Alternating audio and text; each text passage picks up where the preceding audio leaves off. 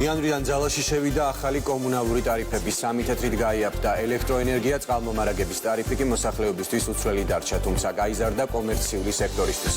Როგორ გაითვალისწინა მარეგულირებელმა ერთი მხრივ კომპანიის, ხოლო მეორეს მხრივ მომხმარებელთა ინტერესები და კიდევ რა გეგმები აქვს კომისიას უკვე 2024 წელს და არის წელს CEMEC-ის ძირითადი პრიორიტეტები. Ამ თემაზე ვცვლად CEMEC-ის თავმჯდომარესთან დავით ნარმანიასთან ერთად ვისაუბრეთ. ბატონ დავით, მოგესალმებით და მადლობა გადაცემაში მონაწილეობისთვის. მოგესალმებით მშვიდობისა, მოგესალმებით ტელემაყურებლებს. Როგორც უკვე ვთქვი, ახალი კომუნალური ტარიფები ამოქმედებულია. გასული წლის ბოლოს CEMEC-მა ელექტროენერგიის ტარიფი 3 თეთრით შეამცირა, ხოლო წყალმომარაგების ტარიფი უცვლელი დარჩა მომხმარებლებისთვის. საინტერესოა ამ გადაწყვეტილებაში რამდენად გათვალისწინებულია როგორც მომხმარებლების, ასევე კომუნალური კომპანიების ინტერესები. მარეგულირებელი კომისია ტარიფის დადგენის დროს ყოველთვის ცდილობს, რომ იყოს დაბალანსებული და ტარიფი გამოიანგარიშება როგორც წესი არსებული ფორმულის საფუძველზე, რომელიც არის შესაბამისი წესების მიხედვით კომისიის მიერ დამტკიცებული და კონკრეტულ ეკონომიკურ პარამეტრებს ეფუძნება. ჩვენ ორი მნიშვნელოვანი გადაწყვეტილება მივიღეთ, როგორც თქვენ აღნიშნეთ, ერთი ეს იყო ელექტროენერგიის ტარიფის შემცირება 3 თეთრით მთელი ქვეყნის მასშტაბით ყველა კატეგორიის მომხმარებელს. ეს ეხება როგორც ოჯახებს, ასევე არა საოჯახო მომხმარებლებს, არა საყოფაცხოვრებო მომხმარებლებს. შესაბამისად, ამ თვის ბოლოს ყველას როცა მიუვა იანვრის ელექტროენერგიის მოხმარების ქვით არის გადაიანგარიშება ახალი შემცირებული ტარიფით და შესაბამისად 3 თეთრით უფრო ნაკლებს გადაიხდიან ყოველ კილოვატ-საათ ელექტროენერგიაზე. ჩვენი გაანგარიშებით აღნიშნული ტარიფი შენარჩუნდება მინიმუმ 3 წლის განმავლობაში, რასაც აქვს თავისი საფუძველი. ერთის მხრივ თავის დროზე როცა ჩვენ დავიანგარიშეთ ელექტროენერგიის ტარიფები 2020 წლის ბოლოს, ამ დროს იყო შედარებით უფრო, ასე ვთქვათ, მშრალი კლიმატური პირობები, მოდინება ჰიდროელექტროსადგურებზე იყო შედარებით, ასე ვთქვათ, ნაკლები, თუმცა ბოლო 2 წელი განსაკუთრებით უხვი იყო ნალექების თვალსაზრისით, რამაც საშუალება მოგვცა, რომ განსაკუთრებით ენგურჰეს და სხვა მარეგულირებელ ხესებს გამოიმუშავებინათ უფრო, ასე ვთქვათ, დაბალი ტარიფით, CEMEC-ის მიერ დადგენილი ტარიფით მეტი ენერგია, ვიდრე ეს იყო პროგნოზირებული. მეორეს მხრივ ენგურჰესზე მოხდა სერიოზული სარეაბილიტაციო სამუშაოები, რამაც ასევე ენგურჰეს შეუმცირა დანაკარგები და უფრო მეტი ელექტროენერგიის გამომუშავების საშუალება მისცა. ამ ყველაფერზე დაყრდნობით კომისიამ მიიღო გადაწყვეტილება და არსებული სამომხმარებლო ტარიფები შეამცირა 3 თეთრით. რაც შეეხება სასმელ წყალზე ტარიფების გადაანგარიშება ჩვენ გვიწევდა თბილისში, რუსთავში და მცხეთაში, ეს არის GVP-ის არეალი.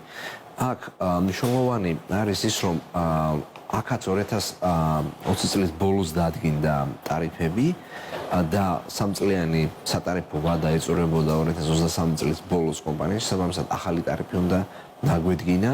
ყველასთვის ძალიან ცხადად არის ცნობილი ის, რომ ხშირია ავარიები დედაქალაქში და რუსთავში განსაკუთრებით, რაც მოძველებული, ამორტიზირებული ქსელებით არის გამოწვეული, ამიტომაც მეტი ინვესტიციის გაკეთება მნიშვნელოვანი, რომ ეს მოძველებული წყლის ინფრასტრუქტურა გამოიცვალოს, ავარიების შემცირდეს და მომხმარებლის კმაყოფილება გაიზარდოს საბოლოო ჯამში.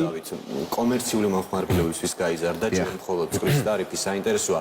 სექტორი როგორ შეხვდა ამ გადაწყვეტილებას, რით იყო ეს და განპირობებული და ჩვენ უკვე მოვისმენთ აქვალიას ხელმძღვანელის განცხადება, ვინც უკვე მართავს GVP-ს, ისინი აპირებენ არაერთ საინვესტიციო პროექტის განხორციელებას. ეს ტარიფების ცვლილება მხოლოდ კომერციული მომხმარებლების ნაწილში ამ პროცესს ხო არ შეუშლის ხელს. თქვენ ახსენეთ აქვალია ეს არის თბილისის წყლის და რუსთავის წყლის ახალი მმართველი, ძირითადი წილის მფლობელი კომპანია, შესაბამისად მათ აქვს ძალიან დიდი გამოცდილება ევროპაში და არა მხოლოდ ევროპაში, 100-ზე მეტ ქალაქში მართავენ წყლის სისტემებს, ამიტომ მათ იციან ძალიან კარგად ჩვენი ტიპის ქალაქს რა ჭირდება. ჭირდება მეტი ინვესტიცია, რომ შედარებით უფრო საშუალოვადი ამ პერიოდში მოგვარდეს ის მთავარი მაგისტრალური და ინფრასტრუქტურასთან დაკავშირებული პრობლემები რაც არის და შემდეგ უკვე ამით შემცირდება წვეტები და მომხმარებლის კმაყოფილება გაიზრდება კიდევ ერთხელ. ამიტომაც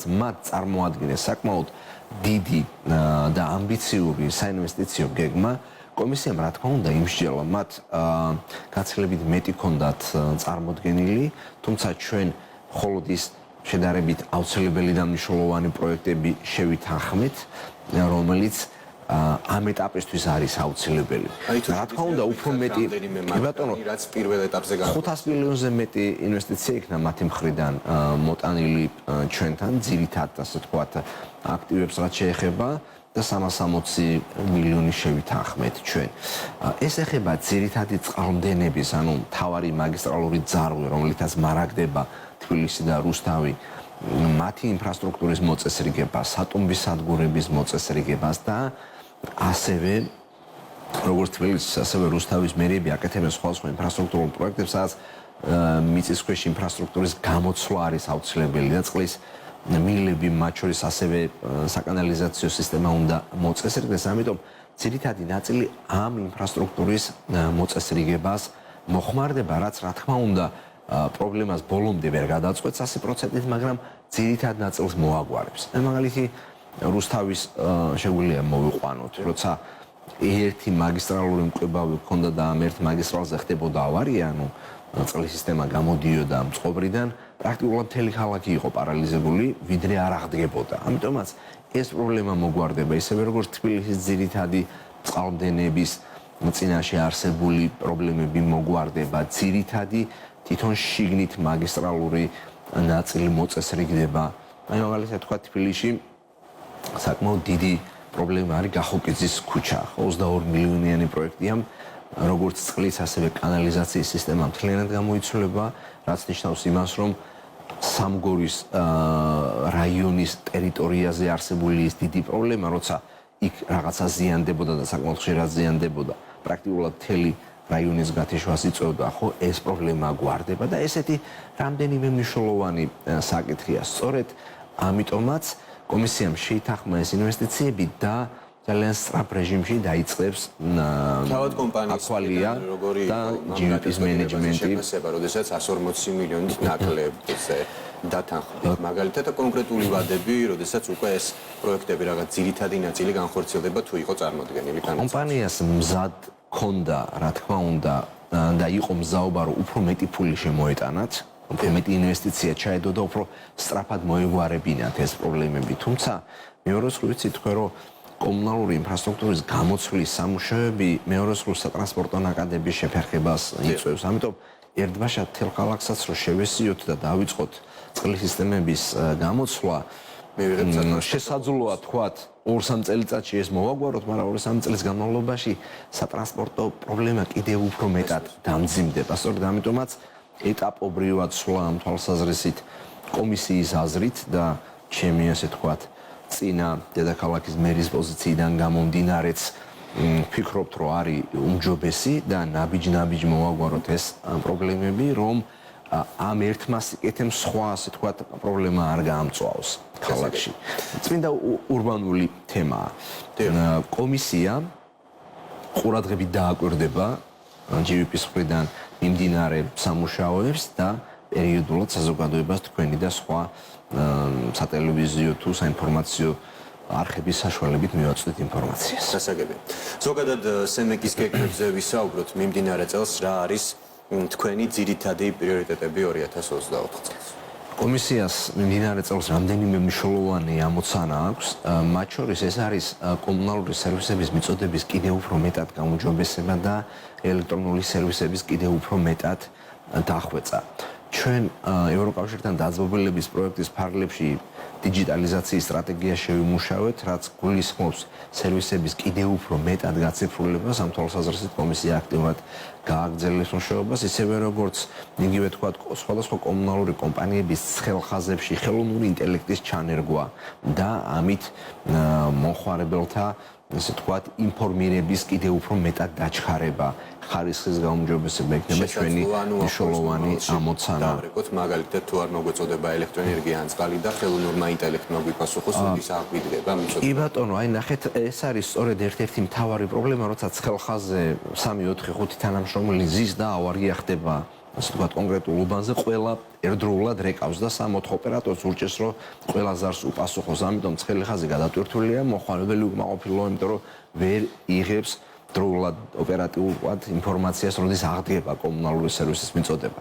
სწორედ ამიტომ ამ ხელოვნური ინტელექტის თავარი ამოცანა იქნება და ის ესე თქვათ გასცემს ამაზე პასუხს, როცა კონკრეტული არეალიდან დაარეკავს მომხმარებელი, მას უკვე ეცოდინება ინფორმაცია ხელოვნურ ინტელექტს, იქ რა ავარია მოხდა და როდის არის ამ ავარიის აღდგენის დრო. სწორედ ამიტომაც ის ყველას ერთდროულად რამდენმა აბონენტმაც არ უნდა დაარეკოს, უპასუხებს და მიაწვდის შესაბამის ინფორმაციას, ასე რომ ეს ერთ-ერთი ასე თქვათ იმ საკითხთაგანი იქნება, რომელზეც კომისია იმუშავებს. ისევე როგორც იმუშავებს ბუნებრივი გაზის სექტორში ბაზრის ლიბერალიზაციის საკითხებზე, ელექტროენერგიის სექტორში მიმდინარეობს ხო აქტიურად ბაზრის გახსნის პროცესი მიუხედავად გადავადებისა, ყველა კანონქვემდებარე აქტი შემუშავებულია, დამტკიცებულია, სისტემა მომზადებულია და ეს გარე რისკები როცა შემცირდება, ხო ბაზარი მზად იქნება გასახსნელად. ანალოგიურად ეს რეფორმა უნდა გატარდეს ბუნებრივი აირის სექტორშიც, ამიტომ ბუნებრივი გაზის სექტორი იქნება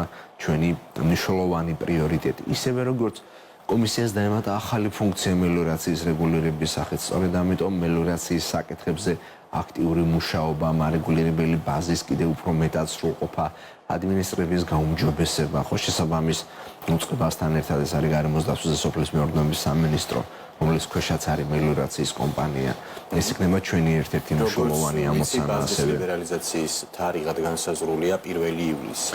არის საბოლოო თარიღი და ხომ არ შეიძლება რომ კიდევ გადავადდეს მაგალითად. ეს კითხვა ალბათ უფრო მთავრობას ეხება, რომლის კომპეტენციაც არის ბაზრის გახსნის, ესე თქვათ, კონკრეტული თარიღის განსაზღვრება. დღეის მდგომარეობით, რა თქმა უნდა, ბაზრის კონცეფციის მიხედვით მიმდინარე წლის 1 ივლისია განსაზღვრული, თუმცა წინა გადავადებას უძღოდა ის, ესე თქვათ, საფუძველი წინ, რასაც ქვია გარე გეოპოლიტიკური რისკები, რუსეთ-უკრაინის საომარი მდგომარეობიდან გამომდინარე, ჩვენს რეგიონში ენერგიაზე გაზრდილი ფასები. ასეთ პირობებში ბაზრის გახსნა ისე თქვენ რომ იყო წამგებიანი, იმიტომ რომ ის ელექტროენერგიაზე ფასის გაზრდას გამოიწვევდა აუცილებლად. სწორედ ამიტომ იქნა გადაწყვეტილება მიღებული გადავადების თაობას და ამან ჩვენ საშუალება მოგცა, რომ ასე თქვათ, პირიქით ის გარე რისკები, რადგან ამით იქნა გადაზღვეული, შიგნით უკვე სამომხმარებლო ტარიფები შეგვემცირებინა. ვნახოთ,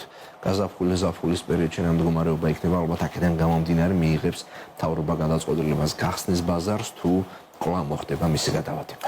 როგორც ვიცი, კიდევ ერთ-ერთი მიმართულება არის სემეკის კიბერუსაფრთხოება. რა იგეგმება კონკრეტულად 2024 წელს ამ კუთხით? კიბერუსაფრთხოება თქვენ იცით, რომ 21 საუკუნის ერთ-ერთი მთავარი გამოწვევა და ძალიან ბევრი დანაშაული ხდება ამ თვალსაზრისით. ჩვენ გვაქვს მონაცემთა ბაზები, რომელსაც მართავთ, ეს არის იგივე ახალი აბონენტების მიერთებასთან დაკავშირებული მონაცემთა ბაზები, რომელთაც ვახდენთ მათ მონიტორინგს, ასევე მნიშვნელოვანია ბაზრის მონიტორინგის სისტემა და პლატფორმა, რომელიც ჩვენ გვაქვს და სხვა ელექტრონული პლატფორმები. სწორედ ამიტომ ამ ნაწილში ჩვენ კიდევ უფრო მეტად აქტიურად ვიმუშავებთ, რომ მონაცემები, რომელიც ჩვენ გვაქვს, იყოს დაცული და ხელი არ შეგვეშალოს მუშაობაში.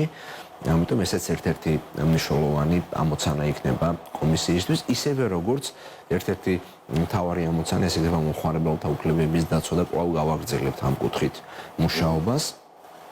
მათ ნებისმიერ განაცხადზე თუ ცხელხაზზე, ასე ვთქვათ, მომართვიანობაზე იქნება კომისიის მხრიდან შესაბამისი ადეკვატური რეაგირება და ყველა საკეთს გავყვებით ბოლომდე, ვიდრე საბოლოო გადაწყვეტილება არ იქნება კომისიის მხრიდან მიღებული. და ბოლოს დაუბრუნდეთ ბაზრის ლიბერალიზაციას, რა შეცვლის ზოგადად ეს როგორც ბუნებრივი აირის, ისევე ელექტროენერგიის. ბაზრის ლიბერალიზაცია ეს არის არჩევანის თავისუფლება. პირველ რიგში, როცა მომხმარებელს შეუძლია გააკეთოს არჩევანი და ენერგია იყიდოს საბაზრო ფასად და არა ცემეკის მიერ დადგენილ ფასად. სწორედ ამიტომაც მსხვილი მომხმარებლები ლიბერალიზაციის შედეგად გავლენ ეტაპობრივად ბაზარს და ბაზარზე ერთ მხარეს იქნება ენერგიის მიმწოდებლები, ანუ როგორც ელექტროენერგიის, ასევე ბუნებრივი აირის და მეორე მხრივ იქნებიან მსხვილი მომხმარებლები, დიდწილად ეს იქნებიან კომერციული დაწესებულებები, მსხვილი საბიუჯეტო დაწესებულებები, რომლებიც ენერგიას იყიდიან კონკურენტულ ფასად. როცა იქნება, ასე ვთქვათ, ენერგიის შედარებით ჭარბი მიწოდება, ესეთ შემთხვევაში ენერგია უფრო იაფი ეღირება, ვიდრე, ასე ვთქვათ, დღეს არსებული გასაშუალოებული ფასებით ჩვენს მიერ დადგენილი ენერგიის ღირებულება. იქნება რაღაცა პერიოდები, როგორც იქნება ზამთრის პერიოდი, ან პიკის საათები, როცა ენერგია უფრო ძვირი ეღირება, მაგრამ ყოველ შემთხვევისთვის თავარი ფასის რეგულატორი ამ შემთხვევაში იქნება მსხვილი მომხმარებლებისთვის ბაზარი, რომელიც მოთხოვნა მიწოდების ალგორითმის საფუძველზე განსაზღვრავს ფასს. ეს აპრობირებული მოდელი და მეთოდია მთელს ევროპაში. აქ ჩვენ ახალს არაფერს ვიგონებთ, ძირითადი მარეგულირებელი ევროპული კონვენციების და საერთაშორისო წესების მიხედვით მოქმედებთ. დიდი მადლობა, დაგემშვიდობებით. ბიზნეს პარტნიორის შეკითხვებს სემეკის თავმჯდომარე დავით ნარმანია პასუხობდა.